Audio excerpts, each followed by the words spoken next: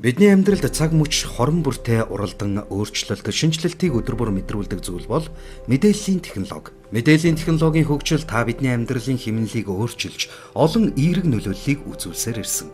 Дэлхийн нийтээр мэдлэгт тулгуурласан бүтээгдэхүүн, цахим хэлбэрийн ажил үйлчилгээг хөгжүүлэхийг чухалчлан авч үзэж байгаа өнөө үед Монгол улс ч энэ замналаар урагшилсаар байна. Өндөр технологийн аж үйлдвэр аливаа улс орны хөгжлийн хурдсгуур болсон энэ үед Монгол улсад цахим засаглалыг хөгжүүлэх, цахим Монгол бүртгэл мэдээллийн нэгдсэн тогтолцоог бий болгох, мэдээллийн аюулгүй байдлыг хангах үндэсний хөтөлбөрүүдийг хэрэгжүүлэх ажлын хүрээнд Монгол улсын засгийн газрын 2009 оны 6 дугаар сарын 24-ний өдрийн 183 дугаар тогтоолоор үндэсний дата төвийг анх байгуулжээ. Монгол улсын үндэсний захин мэдээллийн хадгалалт, хамгаалалт, боловсруулалтын үйлчилгээ эрхлэх үндсэн үүргийнхээ хүрээнд үндэсний дата төв одоогийн байдлаар төрийн байгууллагуудад gov.cgmn домен нэр олгох, виртуал сервис түрээс захин хуудас байршуулах, зогсуур түрээс зэрэг үндсэн үйлчилгээг хүргэж байна.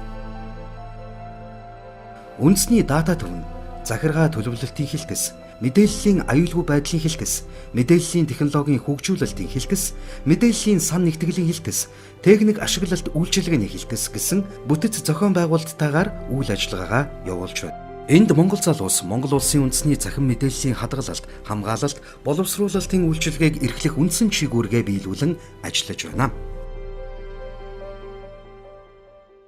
Мэдээлэл технологи хөгжүүлэлтийн хэлтс маань үндсэндээ дотроо бол сүлжээ систем хөгжүүлэлт гэж 3 хуваагддаг байгаа. Нийтдээ 11 хүний бүрэлдэхүүнтэй ажиллаж байна. Ерөнхийдөө бол төвөөс үзүүлж байгаа үйлчлэгээний сервер систем болон сүлжээг хариуцсан ажилладаг байгаа. Одоогийн байдлаар үндэсний дата төвд нийт 38 байгууллага бол мэдээллийн сангаа байршуулсан байна. Үүнээс 25 байгууллага нь бол яг байнгын мэдээллийн шинжилэлт бол хийгддэг. Тэгэхээр үүн дээр үндэслээд нийтдээ бол 217 ширхэг сервисээр мэдээлэл солилцох үйл ажиллагаа явагдаж байна. Мэдээллийн аюулгүй байдлын хэлтс нь халдлагад хариу үйлдвэрлэх үндсэн чиглэлтэй. Үүн дээрээ халдлагад хариу үйлдвэрлэх баг буюу D-CERT-ийг байгуулан ажилладаг. D-CERT-ийн хувьд бол одоо төвийн үйлчлэгч байгууллагуудын аюулгүй байдлыг хангах чиглэлээр үйл ажиллагаа явуулж байгаа. Тэгэд ер нь бол цаашдын авах хэмжээх юм бол Монголын одоо төрийн байгууллагуудын төрийн болон хувийн хвшил иргэн аж ахуйн нэгжүүд одоо үндсэн гол тулгарч байгаа асуудал гэх юм бол одоо мэдээллийн аюулгүй байдлыг хангахад одоо халдлагыг болон халдлага мэдээллийн аюулгүй байдлыг хангахад бол мэдээж нэг номерт бол одоо техник тоног төхөөрөмжийг хүмүүс ихэвчлэн ойлгодог. Техник тоног төхөөрөмжөөр хамгааллаа гэж үзэхэд энэ маань хүнээс шалтгааллах зүйлүүд гарч ирдэг.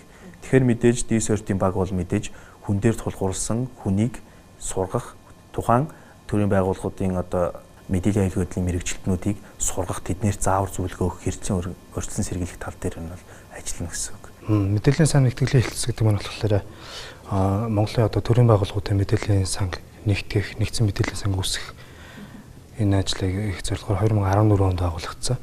Үндэсний дата төвийн хотхон хэлтсийн хэлтс байгаа маа.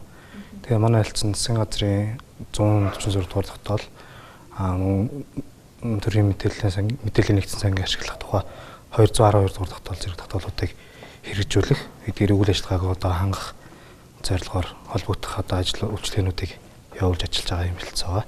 За иргэдэд нэмэгдсэн үртгийн албан татварын систем гэдгээр илүү мэдэгдсэн цахим төлбөрийн баримтын систем байгаа. Мөн шилэн данс зэрэг юм мэдээллийн системүүдийг, мэдээллийн сангуудыг доктортой үйл ажиллагааг хангаж ажиллаж байгаа. Мэдээллийг хууль бусаар өөрчлөх, алдах, устгагдахаас сэргийлэхийн тулд орчин үед олон төрлийн техник технологиг ашиглахаас гадна тусгай бэлтгэгдсэн мэрэгжилтнүүд үндэсний дата төвд ажиллаж байна. Гал, үер, газар хөдлөлт, гинтийн ямар ч тохиолдолд датаг агуулж байгаа сервер төхөөрөмжүүдийг цахилгаан хангамж найдвартай сүлжээгээр хангаж байх ёстой. Үүний тулд галын тохиолдол, гал унтраах төхөөрөмж, серверийн өрөөний агаарын хэм, чигшилтийн удирдлагын систем, үл тасалдах цахилгаан хангамж, аливаа халдлага, зөвшөөрөлгүй хандлтыг илрүүлэх, таслан зогсоох, халдлага эсэргүүцэх систем энэ бүх шаардлагыг дата төвүүд бүрдүүлэх учиртай. Тэгвэл үндэсний дата төв нь мэдээллийн технологийн тоног төхөөрөмжийг зориулалтын орчинд байршуулан мэдээллийн нууцлал, хамгаалалт, системийн аюулгүй байдал болон тоног төхөөрөмжийн тасралтгүй ажиллагааг бүрэн ханган ажиллаж байна.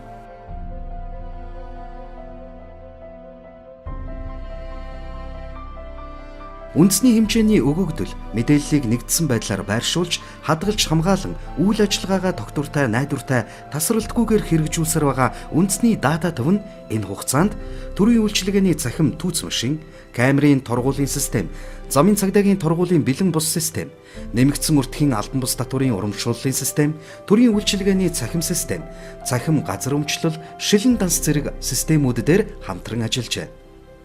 Эндээс төрийн үйлчилгээг иргэдэд түргэн шуурхай, хүнд сурталгүй, хүртээмжтэйгээр хүргэж, иргэдийн талархлыг хүлээсэн төрийн үйлчилгээний цахим машин буюу түүц машиныг онцлож болох юм. 2013 оноос эхлэн үйлчилгээнд нэвтэрсэн түүц машины ашиглалт үйлчилгээг үндэсний дата төв 2015 оноос эхлэн хариуцсан байдаг бөгөөд энэ хугацаанд дамжуулан үзүүлж байгаа үйлчилгээнийхээ чанарыг сайжруулан ажилласаар байна. Одоогийн байдлаар Монгол улсын хэмжээнд нийтдээ 108 түүц машин ажилуулж байгаа бөгөөд тус машинаар дамжуулан иргэд 19 нэр төрлийн үйлчилгээг авч байна. Төрийн байгууллага хоорондын мэдээж солилцоом нөрөө цахим засаглалыг өмсөн суурь байгаа. Энийг хөгжүүлснээр төрийн байгууллагууд хоорондоо нэлээд уялдаа холбоотой ажиллаж мэдээлэл солилцсноор иргэдийг ямар нэгэн албан бичиг цаасан дээр хэвлэгдэх баримт бичиг шаарддаггүйгээр цаагаараа хоорондоо мэдээлэл сольж уялдаа холбоотой ажиллах тийм боломжийг бүрдүүлэх байна. За энэ үйлчлэгийг ашиглаад түз машин гэдэг зүйлэл хэрэгжиж байгаа. Энэ бол хамгийн тод жишээ нь. Нөгөөдөөгөр замын цагдаагийн бэлэн бус торгуулийн систем гэхэд жолоочийн мэдээллийг төрийн мэдээлэл солилцооны системээр дамжуулаад авчиж болж байна.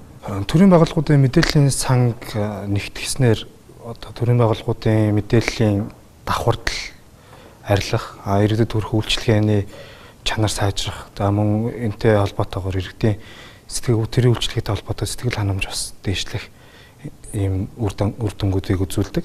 Тэгээ энэ яг мэдээллийн сан нэгтгэлийн энэ ажил маань бол бусад гадны орнуудад ч гэсэн яг үр нөлөөгөө өгөөд төрийн үйлчилгээний илүү сайжраад цахим засаглалын нэг давуу тал болоод явж байдаг. Манай байгууллагын мэдээллийн сан нэгтгэлийн хэлтсэн манай хэлтсэн энэ үйл ажиллагааг яг хөрсөн дээрээ буулгаж Монгол улстай нутагшуулах зорилгоор үйл ажиллагаа явуулдаг байгаа.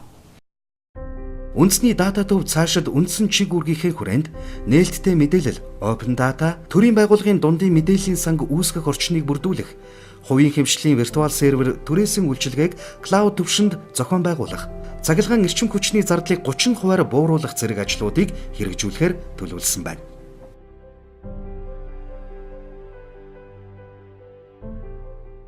Төрийн байгууллагаас иргэдэд хандсан үйлчилгээ, төрийн байгууллагаас төрийн байгууллагатай хандсан хоорондын холбоо хамаарлын үйлчилгээ, төрийн байгууллагаас бусад бизнесийн байгууллагуудад хандсан үйлчилгээнүүдийг илүү боловсронгуй болгох талын ажлуудыг бид нар хийж гүйцэтгэхээр зорж байгаа. Төвийн бүхэл системүүд бол өлөн тооцооллын системд шилжихээр ажиллаж байгаа. Мөн цахим засаглалын хүрээнд хөгжүүлэгдэж байгаа бүхэл програм хангамжуудыг хүлээн авч мөн дотооддоо хөгжүүлэх боломжтой нэмэлт хөгжүүлэлт хийж үйлчлэгэнд гаргах дээр төлөвлөгөө ажиллаж байгаа. Дэлхийн улс орнууд хорон бүр шинжлэх ухаан, технологийн шин дэвшилтээрээ тэргүүлэхийн тулд өрсөлдөж, улс орон бүр цахим буюу тоон засаглал руу шилжиж үүнийгээч бодлогынхоо нэн тэргүүний асуудал хэмээн үзэх болсон. Ялангуяа Азийн ихэнх хөгжиж байгаа орнуудын хувьд мэдээлэлтсэн нийгмийг цогцлон бүтээх зорилттой нарийн тусгасан байдаг. Тэгвэл Монгол улсад захим засаглал хөгжүүлэх, бүртгэл мэдээллийн нэгдсэн тогтолцоог бий болгох, мэдээллийн аюулгүй байдлыг хадгалж хамгаалах ажлыг үндсэн зорилгоо гэж тодорхойлсон үндэсний дата төв улс орныхоо эдийн засгийн хөгжлийн хурд засвар болон урагшилж байна.